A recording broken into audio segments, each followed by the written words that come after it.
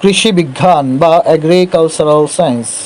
কিছু কৃষি বিজ্ঞান সম্পর্কিত শাখা যেমন এগাকালচার মাশরুমের চাষ, এপিকালচার মৌমাছি চাষ, আরবরিকালচার বাগান সৌন্দর্য বিদ্যা, এভিকালচার পাখি পালন, ফ্লোরিকালচার ফুল চাষ, ফাঞ্জিকালচার ছত্রাক চাষ, হর্টিকালচার উদ্যানতত্ত্ব বা উদ্যানবিদ্যা, ফাউল কালচার মুক্তা চাষ, ফিসিকালচার মৎস্য চাষ, ফাউন কালচার গলদা চিংড়ি বা স্বাদু পানির চিংড়ি বা হোয়াইট গোল্ডের চাষ, সিম্ফ কালচার বাগদা চিংড়ি বা লোনা পানির চিংড়ি বা ব্ল্যাক টাইগার চাষ, সেরিকালচার রেশম চাষ, সিভিকালচার ঘাস চাষ। সয়েল বা মাটি। মাটি হলো ভূপৃষ্ঠের উপরিভাগ যেখানে উদ্ভিদ জন্মে এবং যার উপর মানুষ বসবাস করে। ক্ষয়িত ও বিকৃত শিলা চূর্ণের সঙ্গে বিভিন্ন জৈব জৈব উপাদান একত্রিত হয়ে মাটি গঠিত হয়। গাছ মাটি থেকে তার প্রয়োজনীয় খাদ্য উপাদান গ্রহণ করে। মাটি বালিকণা, ফলিকণা ও কর্দমকণা দ্বারা গঠিত। মাটির যে উপাদানগুলো রয়েছে তার মধ্যে অজৈব 45%, জৈব 5%, বায়ু 25%, পানি 25%। মাটির প্রকারভেদ। মাটি প্রধানত 4 প্রকার, সেগুলো হচ্ছে দোআঁশ, এঁটেল, বেলে এবং কাদা মাটি। দোআঁশ মাটি যেটি বায়ুর চলাচল সবচেয়ে বেশি, পানি ধারণ ও শোষণ ক্ষমতা সবচেয়ে বেশি।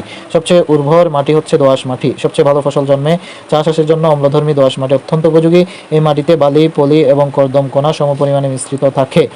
এর অনুপাত হচ্ছে 1:1:1। 2 নম্বর এঁটেল মাটি। এঁটেল মাটি সবচেয়ে শক্ত আকৃতির মাটি।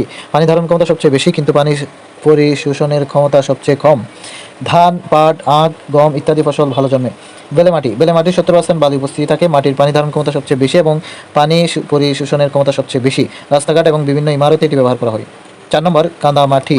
কাদা মাটি এই মাটি নরম এবং পিচ্ছিল। কুমাররা এই মাটি গৃহস্থালির বিভিন্ন দ্রব্য তৈরি করে।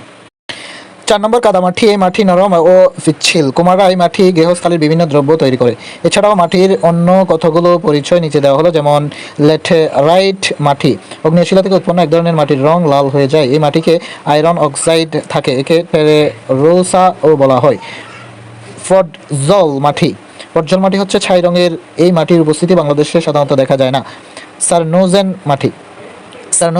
সারনোজেন শব্দের অর্থ হলো কালো রঙের মাটি। বাংলাদেশে এই ধরনের মাটি পাওয়া যায় যার রং কালো বা ধূসর হয়ে থাকে। অম্লীয় মাটির অম্লত্ব ও ক্ষারত্ব। মাটিতে অ্যাসিড বা অম্ল ও ক্ষারের উপস্থিতির পরিমাণ পর্যালোচনা করে এর অম্লত্ব বা ক্ষারত্ব নির্ধারণ করা যায়। মাটির পিএইচ এর মাত্রা দ্বারা অম্লত্ব ও ক্ষারত্ব নির্ধারণ করা যায়। পিএইচ এর মাত্রা 7 হলে মাটি অম্লত্ব এবং ক্ষার নিরপেক্ষ। পিএইচ এর মাত্রা 7 এর কম হলে মাটিতে অম্ল এবং বেশি হলে ক্ষার হিসেবে গণনা করা হয়। অম্ল মাটির উর্বরতা কমায়। মাটির অম্লত্ব প্রয়োজনের তুলনায় বেশি হয়ে গেলে এতে ক্ষার প্রয়োগ করে অম্ল ক্ষারের সামঞ্জস্যতা আনতে হয় বা সাম্য অবস্থা আনতে হয়। চুন বা ক্যালসিয়াম অক্সাইড হলো একটি ক্ষারকীয় অক্সাইড যা প্রয়োগে অম্লত্ব হ্রাস করা যায়।